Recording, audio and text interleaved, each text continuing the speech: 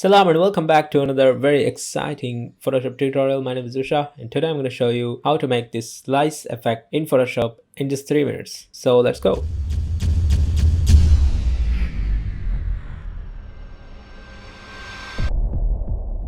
First go to File, New, and I'm going to take Print, A4 and Landscape. Just type anything here, create. Then go down here to the adjustment layer and click the gradient. Click here and select a dark blue.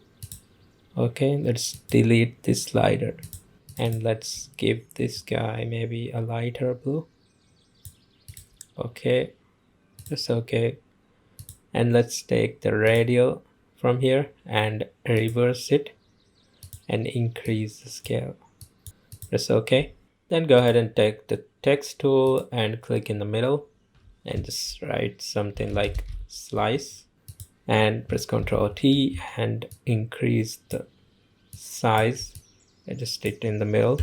Go ahead and take the polygonal lasso tool and just make a line in the middle,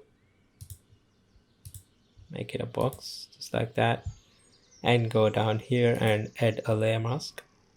Right click the text layer, duplicate layer.